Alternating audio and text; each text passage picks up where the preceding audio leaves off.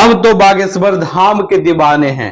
हाथ में झंडा लिया जय श्री राम के नारे लगाते हुए पैदल निकल चलेंगे जहां मन करे।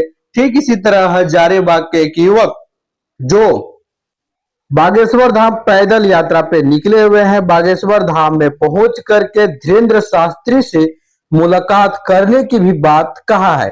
हजारीबाग से एक युवक जय श्री राम के झंडा लेकर के चल दिए हैं। क्या नाम हुआ, कितना दिन का यात्रा है इनका, कहाँ जा रहे हैं, आइए जानते हैं। क्या नाम है आपका? संदीप कुमार यादव। ये बताइए कहाँ के रहने वाले हैं आप? हम गिरिडीह के रहने वाले हैं, मूल निवासी, लेकिन हजारीबाग में घर है। हम वहाँ से यात्रा शुरू करके बागेश्वर धाम तक जा रहे हैं, मध्य प्रदेश। बागेश्वर धाम जा रहे हैं। ये आप कितना दिन से यात्रा आपकी चल रही है? अभी मेरा चौथा दिन चल रहा है। चौथा दिन चल रहा है। काफ़ी दिक्कत होती होगी पैदल यात्रा में? नहीं, पैदल यात्रा में दिक्कत तो नहीं है। जब भक्ति और आपका श्रद्धा है किन्हीं के प्रति, ठीक है ना, तो सारा दुख और कष्ट तो उन्हीं को समर्पित है और वही जैसे ले जाएंगे तो उन्हीं के साथ और उन्हीं के भरोसे जा रहे हैं। ये बताइए कि कैसे मन बना कि हम बागेश्वर धाम जाएंगे? अब बागेश्वर धाम क्यों जा रहे हैं आप? बागेश्वर धाम इसलिए जा रहे हैं क्योंकि एक इच्छा होता है मन में, एक श्रद्धा होती है भक्ति के प्रति, ठीक है ना। तो हम एक बार पहले भी जा चुके हैं वहाँ पे, लेकिन इस बार जब हम घर पे थे तो कुछ सपना आया कि हम पैदल जा रहे हैं रास्ते में। तो हमने अपने घर में बताया तो घर वाले बोले अगर ऐसा है तो आप उस सपना को सच भी कर सकते हैं। तो हमने उस सोच को लेके और हम रास्ते में निकल गए। बागेश्वर धाम जा कर के क्या धीरेन्द्र शास्त्री से मुलाकात हो पाएगी? ये तो अब बागेश्वर बालाजी की कृपा है, अगर हो पाएगी तो उन्हीं की मर्जी होगी, ठीक है। अभी तो कहा नहीं जा सकता इस चीज़ के। रास्ते में कहीं विश्राम की व्यवस्था? विश्राम की व्यवस्था हमारे जो भाई बंधु हैं उनके यहाँ पे रुकना हो जाता है या फिर मंदिरों में हो जाता है। हमें रास्ते में बहुत सारी सहायता मिली है, ठीक है, और आगे भी मिलते रहेगी, सब भगवान की कृपा से।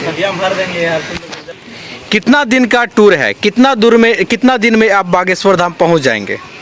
करीबन 20 से 25 दिन के आसपास लगेगा हमें बागेश्वर धाम पहुंचने में।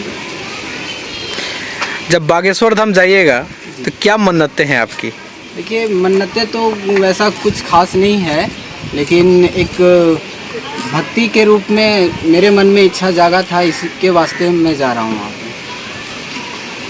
देखिए, एक युवक है जो हजारीबाग से सीधे बागेश्वर धाम के लिए रवाना हो चुके हैं, पैदल यात्रा कर रहे हैं। आप तस्वीरों के माध्यम से साफ देख रहे होंगे कि ये खाली पैरे यात्रा कर रहे हैं और ये अभी पलामू जिले के पांकी प्रखंड के लोहर्सी में पहुंचे हुए हैं और ये पैदल यात्रा करके जा रहे थे जय श्री राम नारे के साथ, जयकारा लगाते हुए, हाथ में झंडा लिए और हाथ में डंडा लिए ये बागेश्वर धाम निकल चुके हैं। ये बताइए कि आपकी पैर में क्या कहीं कुछ दिक्कत होगी या कोई छाले वाले पड़ गए होंगे पैदल यात्रा में? नहीं, अभी तक कोई छाले नहीं आए मेरे पैर में। अभी तक वैसा कोई दिक्कत नहीं आया, रास्ते में भी चलने में भी। यहाँ से आप बागेश्वर धाम पहुँच जाइएगा तो कौन कौन से धाम घूमिएगा? सिर्फ बागेश्वर जा रहे हैं या कोई धाम भी जाना है? नहीं, अभी तो फिलहाल बागेश्वर धाम जा रहे हैं।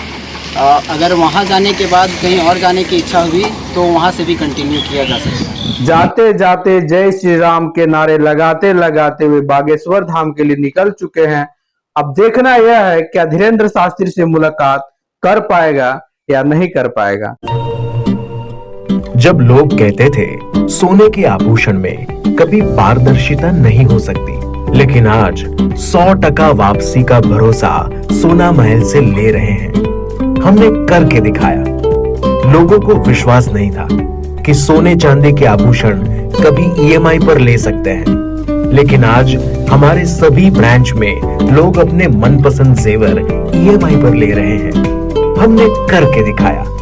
असंभव वाली चीज, सोने के आभूषण की बुकिंग के बाद अगर भाव कम हो जाते हैं तो ज्वेलर्स कम हुआ भाव देने से घबराते थे, लेकिन आज सोना महल से लोग अपने गहने की बुकिंग के बाद भाव कम होने पर कम हुआ रेट ही ले रहे हैं। हमने करके दिखाया। जब लोग डायमंड ज्वेलरी ज्यादा दाम सोचकर नहीं ले पाते थे, आज हमारे शोरूम में 6,000 रुपए से शुरू डायमंड प्रोडक्ट ले रहे हैं। हर घर में हमारे डायमंड ज्वेलरी को काफी पसंद किया जा रहा है। मिडिल क्लास ग्राहक भी हमारे डायमंड ज्वेलरी से अपने शौकों को पूरा कर रहे हैं। हमने करके दिखाया। यूं ही नहीं सोना महल ग्राहकों की पहली पसंद, हमने करके दिखाया। सोना महल, विश्वास परंपरा का।